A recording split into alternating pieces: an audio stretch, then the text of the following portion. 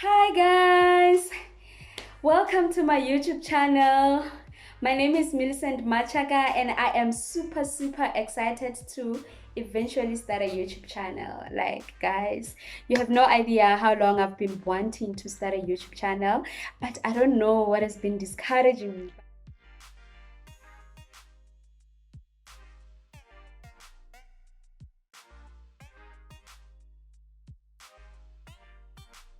So before I can even go anywhere, I just want to appreciate you guys. I really thank you so much for subscribing. Thank you so much for joining me in this journey. And I look forward to giving you guys the content that you need, a very useful content that's gonna help us grow and inspire one another, and yeah, encourage one another, learn from one another, share our beautiful stories.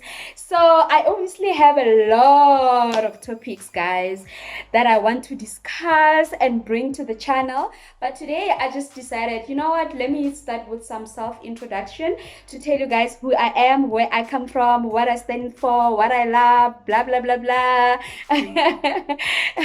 So if it's your first time coming to this channel, please feel free to subscribe. It's going to be amazing. It's going to be incredible, right?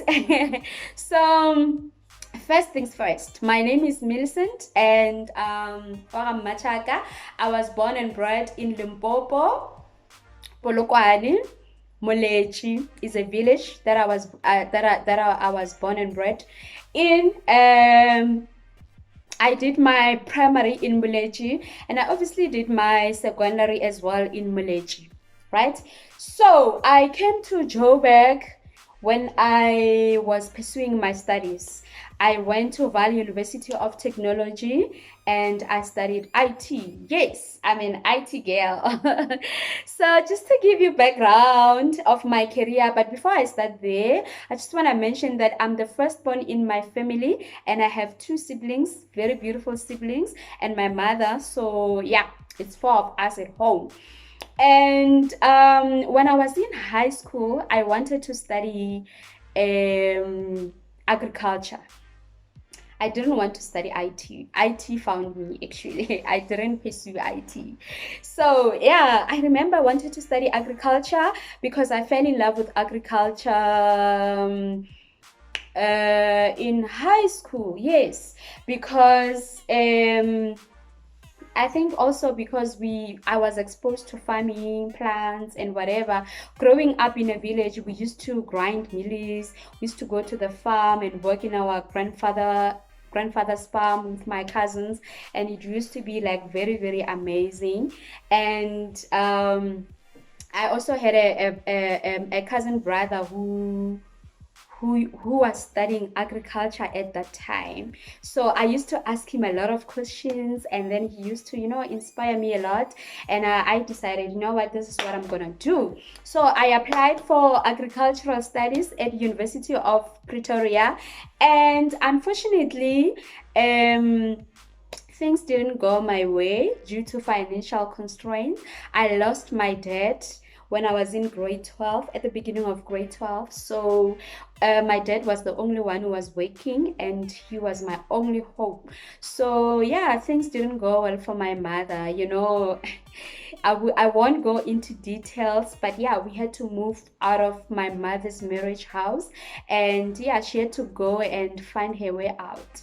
So, and unfortunately, it was the year that I was doing grade 12, and the following year I was expected to, further with my studies. So, the first year, hmm, when was it? Hey, I'm quite old. Okay, I don't remember the actual years, but yeah. So, I remember I passed very well. I think it was in 2009. Yes, I passed very well. I did my matric and I was measuring with science and maths.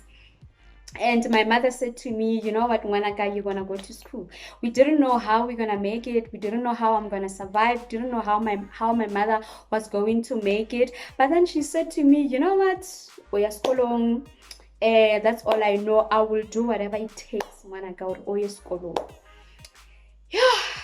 So that is the beginning of my awesome career.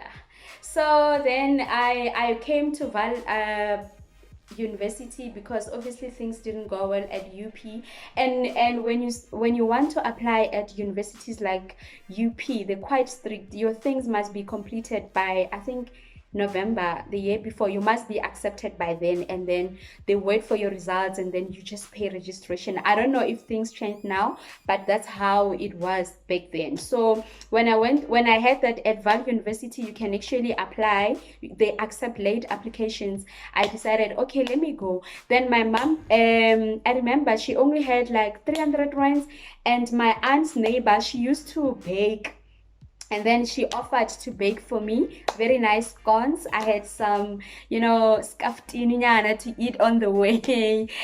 Yeah, and then it was, guys, the most emotional moment of my life, leaving my family for the first time with limited resources, not knowing where I was gonna sleep, not knowing what was gonna happen to me. I was young, coming from a village, didn't know a lot of things, and I think what really made me to burst in tears was seeing my mom actually crying. She came with me, she took me to the taxi rank, and as we were about to leave, she just started crying. I could tell, like, that she was just like saying, God, I trust you with this child's journey. I don't know what's going to happen, but I am hopeful. So that was my mother's faith. So she said to me, you are going. She supported me, she encouraged me, and then I went.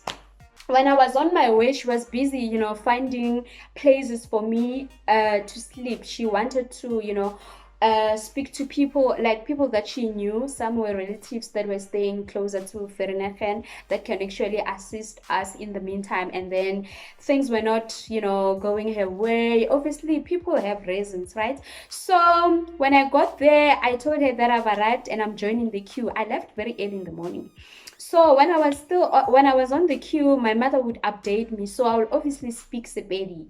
And as I was busy speaking Sepedi, I see this beautiful girl. She's my best friend. And then she said to me, hey, how are you? Omupedi, kiri ojakai muleji, wena muleji. So this means, where are you coming from? And then I said muleji.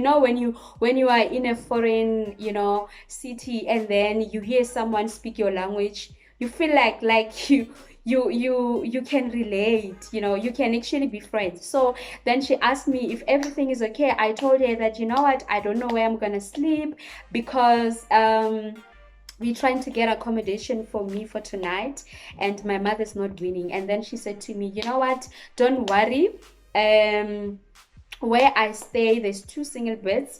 It's actually my sister's colleague's house. He's planning on renting out to students.